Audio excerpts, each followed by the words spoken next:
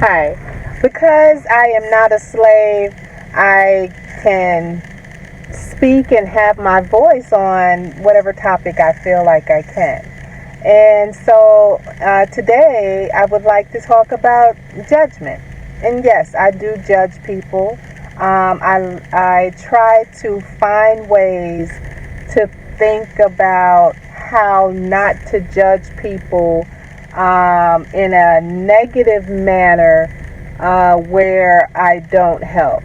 So I like to share from my experiences, share as I learn how to do better. And in this case, I would like to share judgment of others in a negative manner. And so I typed in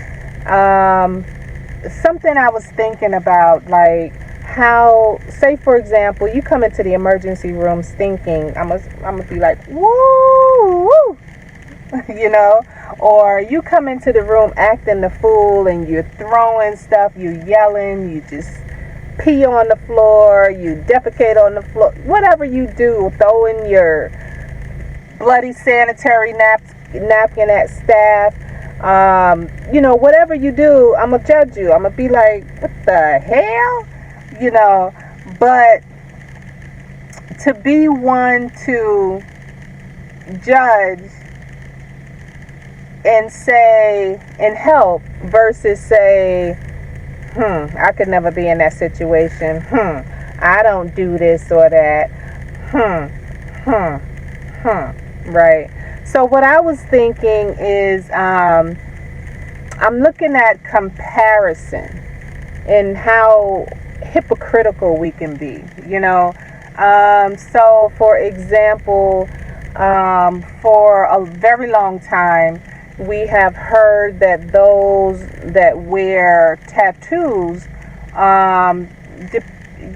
in society, it's like you're a thug, you're a criminal, when you have tattoos all over you and things of that nature.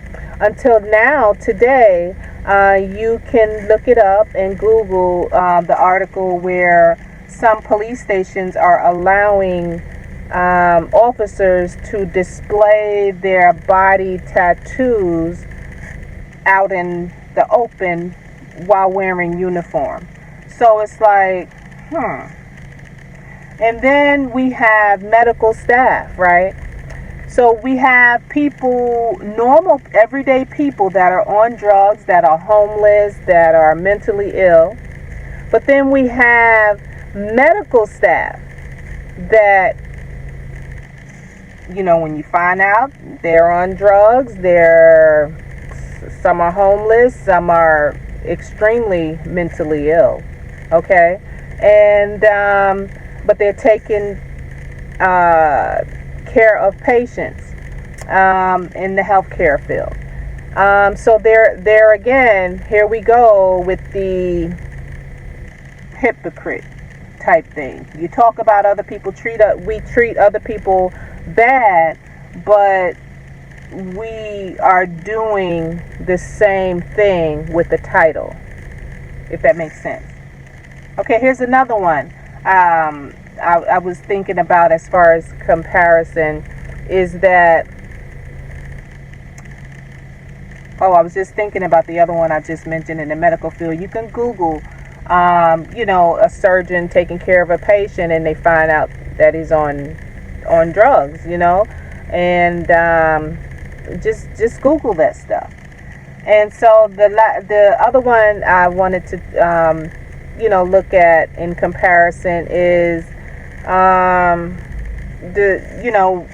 we have family, friends, mother, father, sister, brother, aunt, uncle, dad, cat, dog, pig, is overly sexually active, performing pedophile or just the sex acts and the ways of sex, extreme sex, out of control within normal people everyday life. But then we bash them and we don't teach them and we when it comes time, we're shocked or we sweep it under the carpet when it's a political party, when it's a someone in a high status, a preacher, a clergy member, things of that nature. So I'm going to read a little bit about, maybe some of the articles from something that I typed in, and try to get a little bit of understanding on this here thing of judgment, because I'm going to judge you. No, but for real. And I like to share as I learn. So here we go. Today I'm talking about judgment and how we judge others and others judge us, the good, the bad, and the ugly. So here's an introduction to judging and its impact. Judgment is an inherent part of human interaction. It says here, I'm reading, it can be both constructive and destructive. The way we judge others often reflects our values, beliefs, and biases. This is so true. Unfortunately, negative judgments can lead to harmful consequences for individuals and communities. This phenomenon is particularly pronounced in marginalized groups where societal labels can perpetrate cycles of stigma and discrimination. There are consequences of judgment. For example, mental health effects, substance abuse, social isolation, professional misconduct, hypocrisy. I call it hypocrite. It's hard for me to pronounce that word. Hypocrisy among role models. So the first one, mental health effects. Negative judgments can significantly impact mental health. Individuals who are judged harshly may experience anxiety, depression, or low self-esteem. For example, young people labeled as thugs due to their appearance may internalize these judgments, leading to feelings of worthlessness or hopelessness. The next one would be substance abuse.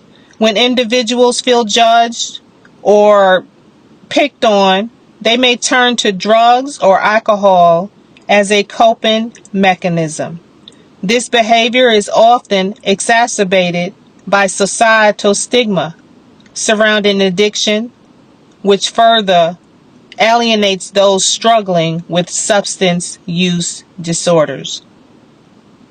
The next one here, social isolation. Judgments can lead to social isolation for those who are targeted. For instance, homeless individuals often face derogatory comments that discourage them from seeking help or engaging with society. I just thought of that person that had the video. It's his video name is Invisible People, and he does interviews with homeless people. And it says, The next one is professional misconduct. There are instances where professionals, such as medical staff, engage in substance abuse while performing the duties due to stress or judgment from peers. This not only endangers patients, but also perpetrates a cycle of shame and secrecy within the profession. You can Google surgeons get caught, on drugs. It happens throughout the medical field, just like it happens throughout the regular world, just like it happens when you walk out the door and see people on drugs. Normal people on drugs and homeless is the same way professionals are. The next one, hypocrisy among role models. Public figures, such as politicians and religious leaders, often face scrutiny for their actions that contradict their public personas. When these figures engage in behaviors deemed unacceptable, for example, infidelity, substance abuse, it sends mixed messages about morality and accountability. So here are some examples of judgment in society. The first one, tattoos and appearance. Historically, tattoos have been stigmatized in many cultures. However, recent shifts show acceptance among law enforcement agencies, allowing officers to display tattoos while in uniform. I forgot what state it was, but you can Google it and see the article for that. Judgment of homeless individuals. Many people view homelessness through a lens of judgment rather than empathy, leading to derogatory remarks that further marginalize this population. The next one is healthcare professionals under influence. Cases have emerged where surgeons have operated under the influence of drugs or alcohol due to personal struggles with addiction. The next one is family dynamics. Family members may harbor unspoken judgments about each other's lifestyles or choices. For example, sexual behaviors, leading to strained relationships. The next one would be public figures scandals. Instances like political scandals involving infidelity or corruption highlight how public judgment can be hypocritical when those who judge fail to uphold similar standards themselves. I guess I better stop judging so hard, because when I do wrong, what did it say? Seriously though. Solutions for resilience against judgment. The first one here they have is promoting empathy and understanding. Education on the experiences of marginalized groups can foster empathy among individuals who might otherwise judge based on superficial characteristics. The next one would be building support networks. Encouraging dialogue within families and communities about struggles with judgment can create safe spaces for individuals to share their experiences without fear of reprisal. It's good when y'all have inner groups and safe spaces and stuff like that. With your like-minded people, safe places with your groups. Mental health resources. Accessing mental health services can provide coping strategies for dealing with judgmental attitudes from others. Don't be afraid to ask for or go try to get help, mentally or psychologically because of what somebody say, or, people calling people crazy and stuff like that, or you might not have enough money or blah, blah, blah, depending on your health insurance. But always try to go and get mental health, seek mental health advice. I mean, some of the mental health providers are awesome, some are not. It's just like regular everyday people. You have the good, you have the bad, you have the ugly. Same thing. Everybody straight across the board. No matter who you are, with those personalities and behaviors. Some may fit you, some may not. The next one is mindfulness practices. Techniques such as mindfulness, meditation can help individuals cultivate self-awareness and resilience against negative external judgments. The next one would be advocacy for change. Engaging in advocacy work aimed at reducing stigma around issues like homelessness and addiction can shift societal perception over time. The next one would be encouraging authenticity over conformity. Promoting environments where authenticity is valued over conformity allows individuals to express themselves without fear of judgment based on appearance or lifestyle choices. In conclusion, while judging others is a natural human tendency, it carries significant consequences that affect both individual well-being and societal cohesion.